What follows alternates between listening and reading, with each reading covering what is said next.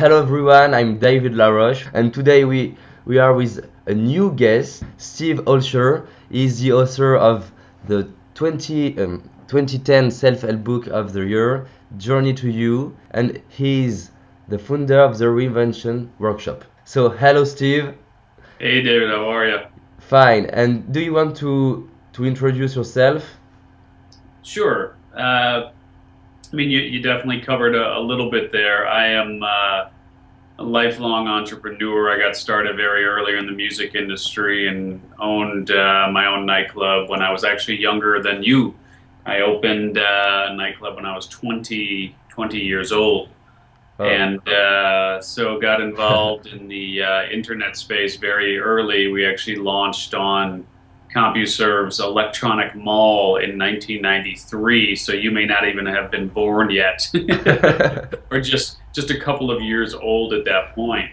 And then launched on the internet in 1995 with one of the first fully functional e-commerce sites. And so I've been involved with a number of different industries, from catalogs and dot-coms to real estate and other types of ventures over the years. But currently, for the last number of years, I've been the chairman and co-founder of liquor.com, like what you drink, liquor.com. And as an author and a speaker, my work is primarily focused on helping people nichetize, as I call it, which is all about identifying your niche and Yes, learning how to yes. monetize it. And it's based on really being able to answer the key question that I've now worked with thousands of people to help them answer, which is, what is your what? What is that one Yes. thing Yes. that your soul is I compelled to do? can you tell us how to define or what? Well, it's a little more complicated than a simple statement, but ultimately, your what is that which has chosen you, as opposed to that which you have chosen, and so it really is an integral part of who you are. It's already in your DNA. It's already part of your blueprint. It's simply something that you can either spend a lifetime denying, or you can just really um, recognize and enjoy and embrace who you inherently are, so that you can then share those natural God-given talents with the world. But ultimately, your what is it's the one thing that you were really born to do. Hmm.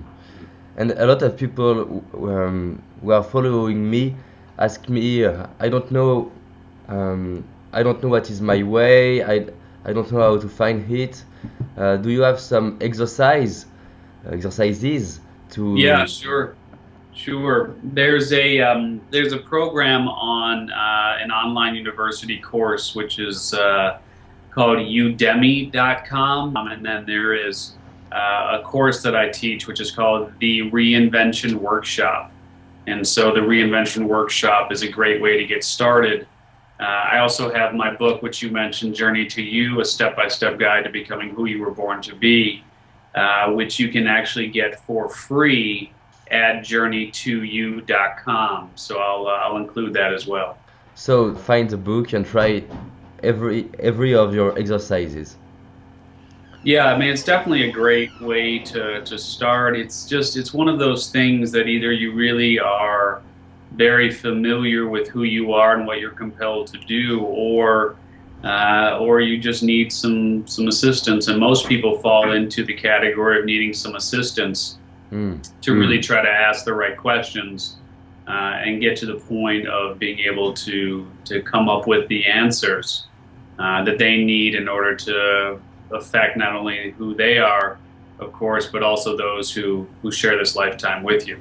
I have another question. How to find your niche? Well, it goes back then to what we were just discussing, which is understanding really what it is that you are compelled to do. And see, the problem for most people is they chase opportunity, Hmm. where they see the potential to do something for someone, or maybe it's a personal need that they have and they create something around that, as opposed to creating the opportunity where it stems from within and really giving of yourself to the world in a meaningful way, where it's not based on what you believe that other people need or want or the opportunities that you see. It's based on what it is that you are inherently driven to do and are compelled to do, and creating something around that which has meaningful impact on the world. So it's really important to avoid looking at what is outside of yourself to identify that niche, and really move within and be able to be clear on the three parts of the equation, which are what your inherent gifts are, what the vehicle is that you'll use to share those gifts with the world, and then the people that you are most compelled to serve. And if you can answer all three of those questions and have those three elements of the equation established, then it becomes pretty powerful. Great. Thank you. Thank you. Mm-hmm. And how to become a world leading expert? I mean, that's really, really hard to do. Anybody who says otherwise is trying to rob you or something of this nature. But it's a very difficult process. I mean, that is the truth. As you know, there are millions of people out there with podcasts, and millions of people with interview shows, and millions of people with books. Yes. So it's not easy. That said, it's not impossible. I think it's a good thing to say it's not easy, because when you search on the internet, you find how to become rich in 2 days, to how to be an expert in 20 hours. Yeah, exactly. And so there are a lot of people out there who want to take advantage of those that want to have that type of recognition, have that type of exposure, have that type of position. I mean, reality is, like I said, it can be done. It can absolutely be done. But the key is to start very, very narrow and choose one particular subset of the population that can most benefit from what it is that you are driven to do. So from your perspective, in so far as helping younger adults with their self-esteem and gaining confidence and so on, then, I mean, that's a wide open market, right? I mean, there's a lot of opportunity there for you to focus on teaching young people how to accomplish what you believe they need in order to be successful in life. And naturally, you can move outwards from there, but by simply starting with focusing on the young generation, our youth, I mean, you're doing a phenomenal service, because clearly, if you can create strong young adults, they will become strong adults.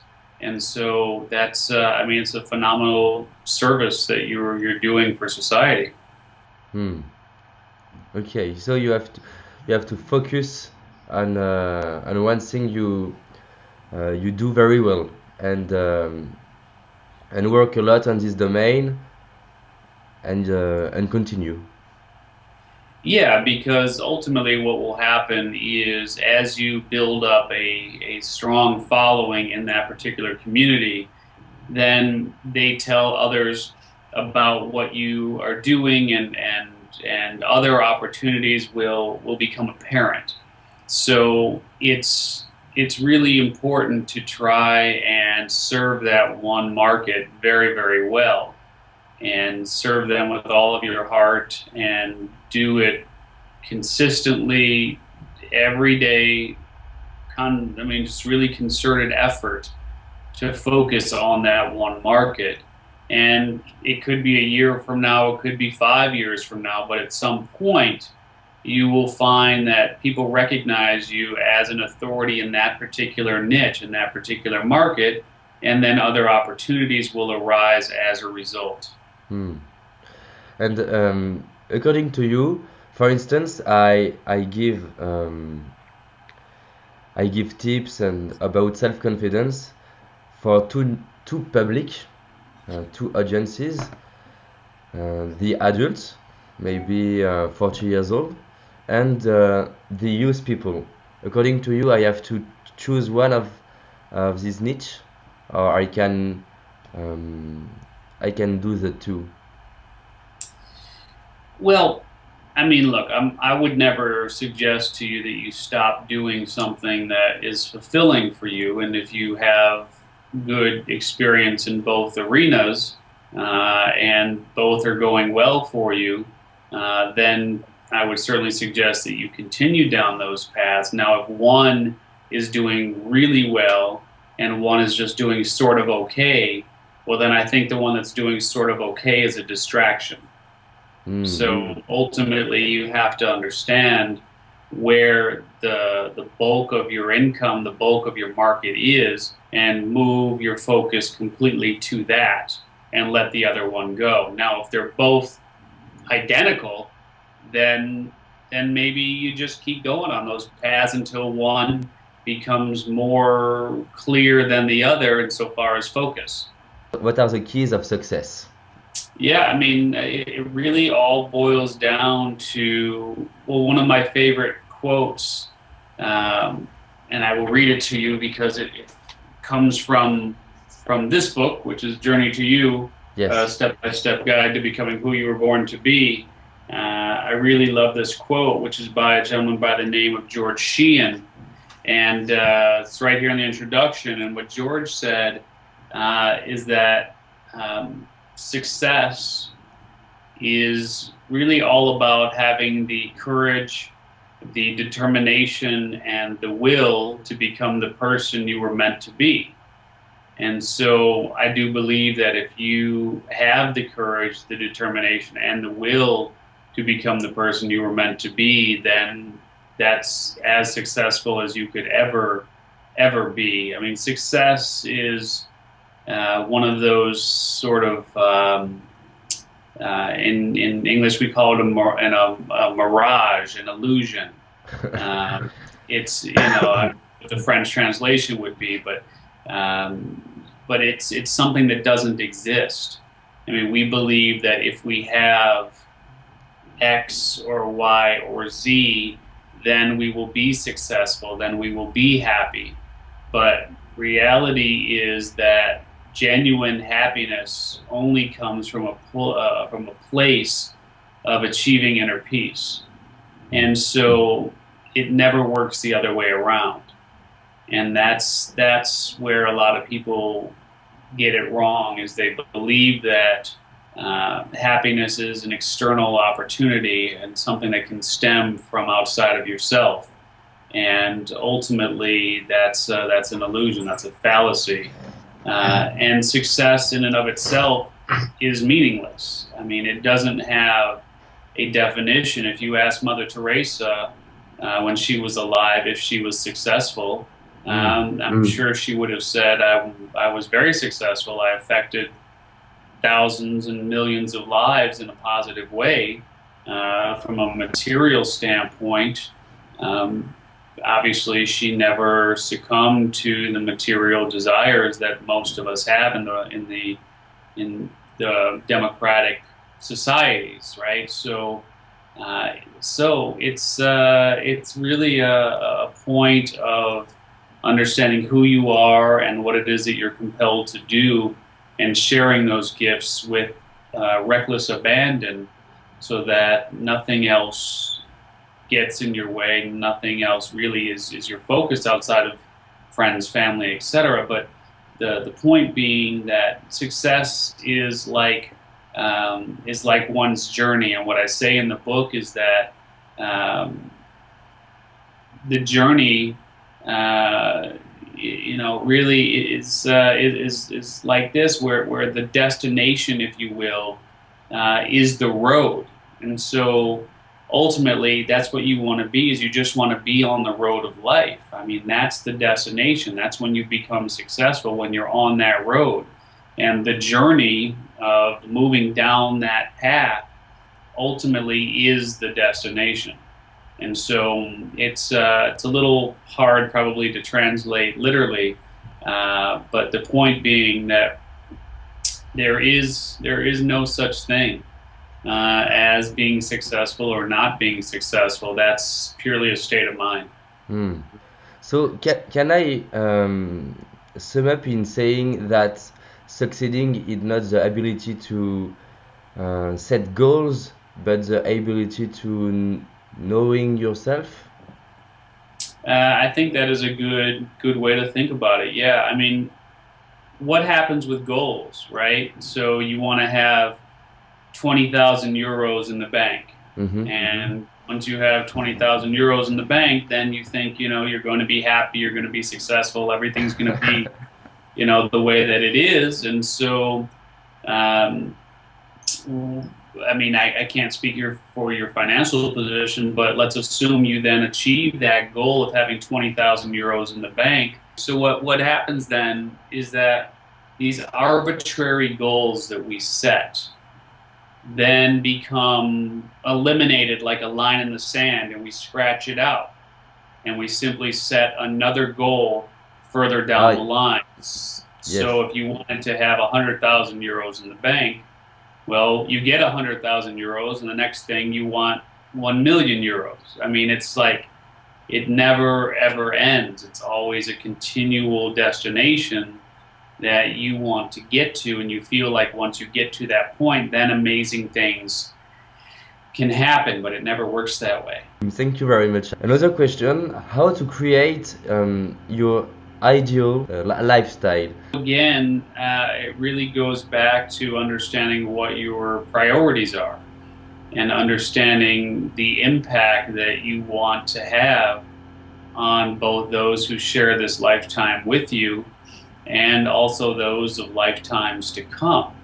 I mean, that's ultimately what it's very important to understand as you look to create your ideal lifestyle, because ultimately your ideal lifestyle might be to want to have a wife and children, Mm-hmm. and be able to put food on the table, and take one nice vacation a year, and have a nice roof over your head without living extravagantly, but during the day have impact on those who can really benefit from your gifts and from your messaging, and from your talents. And if you spoke to two schools potentially a week, um, then that might be your ideal lifestyle. I mean, it's not as easy as saying that this works for you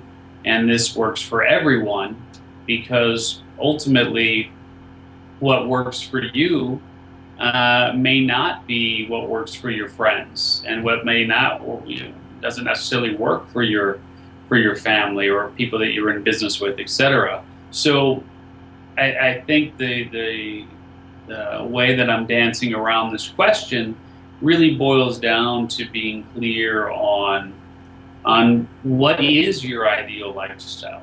And I think once you can define what that is for you, you then may look at it and re-examine, because ultimately what you think it is that you need is not actually what you want. And so you may think you need $1 million in the bank or 1 million euros in the bank or something of this nature, when in fact, it's not reflective at all of what your actual needs are. So you got to be very clear on what your wants are and what your needs are, and be clear on how to really make sure that they're aligned. Because ultimately we find as human beings that what we want and what we think we need are often very much disconnected. Hmm. When did you understand that? Yeah, no, it's a great question, and for me, and a lot of what I do in terms of my teaching is trying to present to people the information that I wish that I would have had when I was your age. And so, and younger even, but certainly at your age, it's a great point in time to really be able to learn how to live. Because in school they teach us how to read and write and do some math, but no one really teaches us how to live.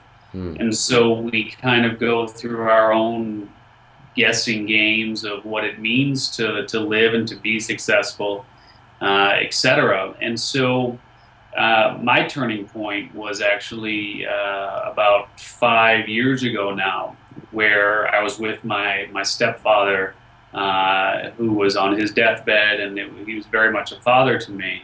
And I was holding his hand in his final days, and I actually had a vision of my funeral, not of his funeral, but of my funeral.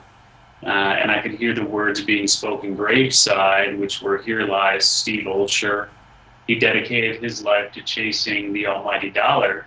And that's all that was said. And it was clear that that was, in fact, how I was living my life, where I was living my life in a way where everything was about the dollar, everything was about the money, and without really considering what it was that I was actually wanting to do with my life and why I'm here and what it is that I'm really compelled to do. And that's really when the light went off. I mean, you kind of stay on a certain path until you realize there's another road. And so it was at that point where I was able to realize that there is in fact another road. And I started down that path insofar as education and taking seminars and learning more about who I am. And it really has made all the difference. But ultimately, yeah, it's it's very important to try to get on the path of understanding who you are and what you're compelled to do and what it is that you really need, as opposed to what it is that you think you want. Because once you're able to do that, that's when the pressure really comes off. And I think the problem for most of us is we're underneath this perceived pressure of having to do things and having to accomplish certain things, and it really weighs us down. And once we're able to sort of step to the side and shrug it off, and then just kind of raise up again, that's when you have the ability to start doing things based on your terms. And that's what's most important, is being able to live life on your terms. Hmm. Thank you very much. Yeah. So we can we could introduce a new course in the schools, how to live. Yeah, for sure. That's actually, it's interesting. I mean, that is one of the things that is pretty near and dear to my heart, which is education and creating curriculum for students, which is not dissimilar to what you're doing in certain ways, but actually making more of a formalized curriculum that helps people really become clear on how to live, because schools do not do a very good job of that. What is your message for young people?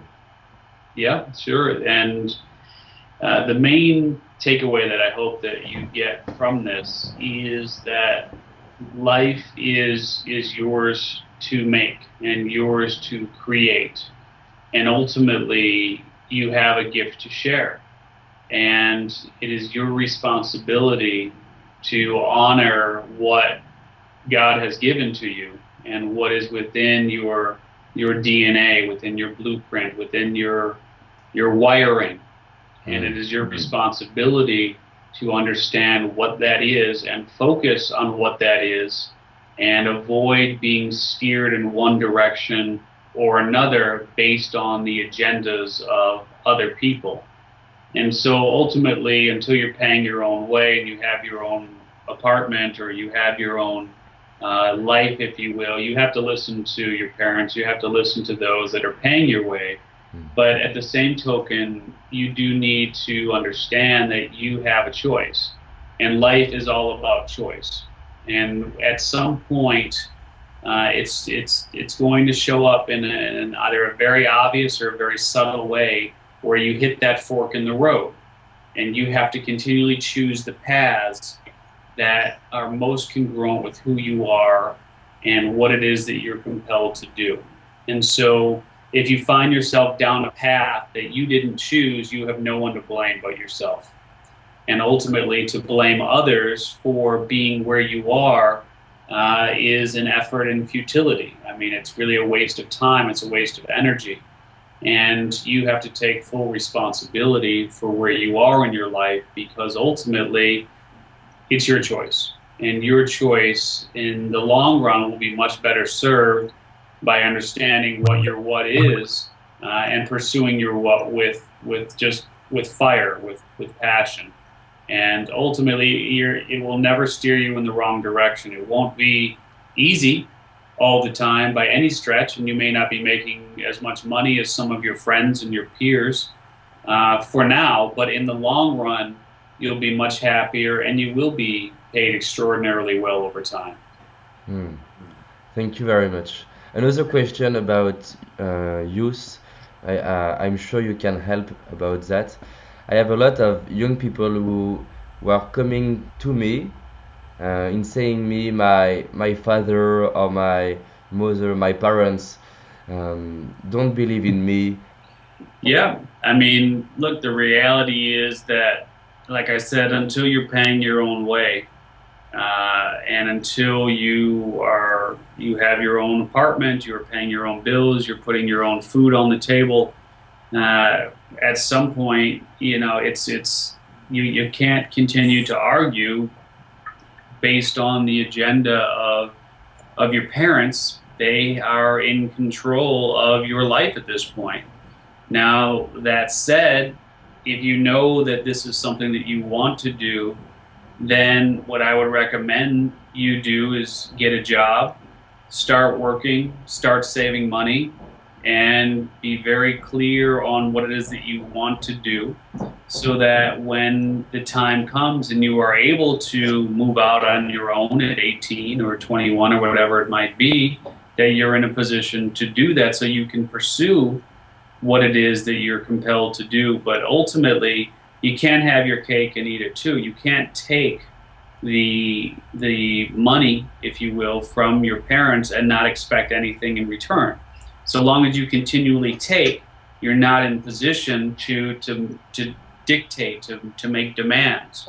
And so that's where it's really important to become an adult and be prepared to become an adult. But for now, you want to write that down. You want to write down all of your ideas. You want to keep a journal.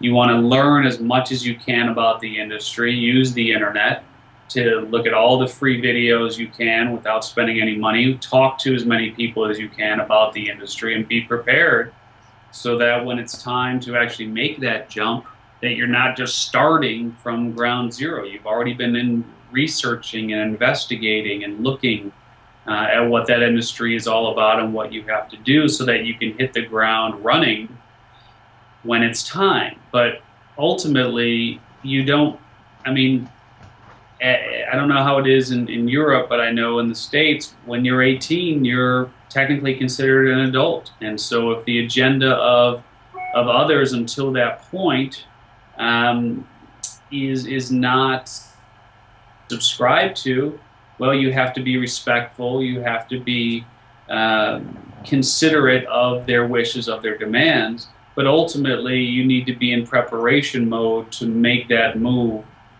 when it's time. So it's tricky. I mean, it's definitely tricky. But at the same token, 14 is very young.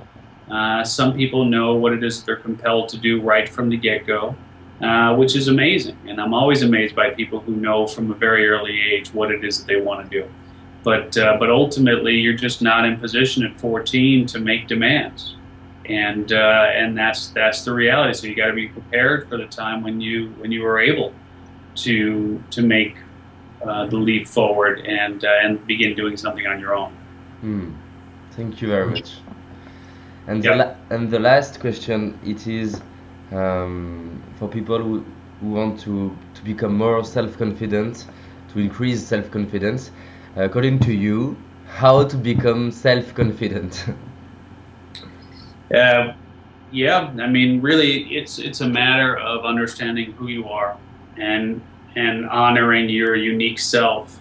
And people respect those who are polarizing, state their opinion, have an opinion, and are willing to have people line up on this side or on that side, because not everyone's going to agree with you, but ultimately, it's really a matter of being very true to who you are, and ultimately a matter of listening to the voice that you have within that is instructing you to do X, Y, or Z.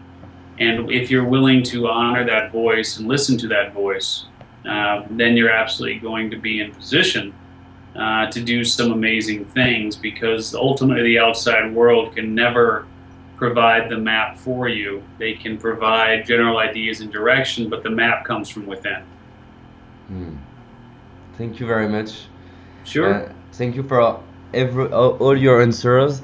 And so you can find his book on Amazon, and you can show it. Hmm. And Sure. I got two books, right? So we got Journey to You, yes, the step-by-step guide to becoming who you were born to be, and then the other book, which is all about the internet, which is Internet Profits. The yes. world's leading experts reveal how to profit online. And actually, interestingly enough, there's a French version of Internet Profits. Oh, great. Yeah, I don't know. I forget Internet de Profits or something like that, but it's there's a French version on Amazon right now of Internet Profits. Ok, Okay. les prophètes d'Internet. Yeah, yeah, yeah, exactly. Perfect. Yeah, there you go. Okay, thank you very much, Steve. All right, thanks, David. Appreciate you having me on.